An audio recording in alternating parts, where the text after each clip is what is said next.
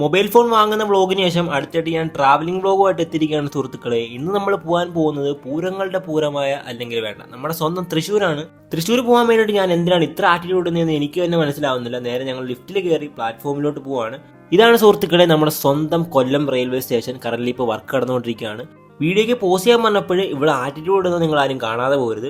അപ്പോൾ നമ്മൾ പോകുന്ന ട്രെയിൻ എത്തിയിരിക്കുകയാണ്. നമുക്ക് സാധാരണ ട്രെയിനിലങ്ങ് സീറ്റ് കിട്ടാറില്ല. സീറ്റ് കിട്ടണേന്ന് പറഞ്ഞ് പ്രാർത്ഥിച്ച് ഞാൻ നേരെ ട്രെയിനിൽ കയറി. ഇന്ത്യൻ റെയിൽവേ അങ്ങനൊന്നും കൈവിടില്ലെന്ന് എനിക്കറിയാം. എനിക്ക് ബാൽക്കണിയിൽ തന്നെ സീറ്റും കിട്ടി. ഗൈസ്, നിങ്ങൾക്ക് ഒരു കിഡിലെ വൈബ് പറഞ്ഞുതരാം. നിങ്ങൾ ഈ ഒരു ചൂടത്ത് നട്ടുച്ചയ്ക്ക് ട്രെയിനിൽ ട്രാവൽ ചെയ്യണം കേട്ടോ. അടിപൊളിയാണ്. എന്താ വൈബ്? ചൂട് വൈബ്. ഇതാണ് സുഹൃത്തുക്കളെ നമ്മുടെ കൊച്ചിൻ ഇന്റർനാഷണൽ എയർപോർട്ട്. കാണാത്തവരൊക്കെ കണ്ടോ. പോകുന്ന വഴിക്ക് എൻ്റെ കുട്ടി ഫാൻസുകാർ സ്കൂൾ ബസ് ഇരുന്ന് താറ്റി വരുന്നുണ്ടായിരുന്നു. അങ്ങനെ തൃശ്ശൂർ എത്തിയിരിക്കുകയാണ്. ഇതുവരെ ഞാൻ എവിടെ പോകുന്നതെന്ന് പറഞ്ഞില്ലല്ലോ. നമ്മുടെ ചങ്ക് പട്ടിയുടെ ബർത്ത്ഡേ ആഘോഷിക്കാൻ വേണ്ടിയിട്ടാണ്, അതും നമ്മുടെ തൃശ്ശൂർ.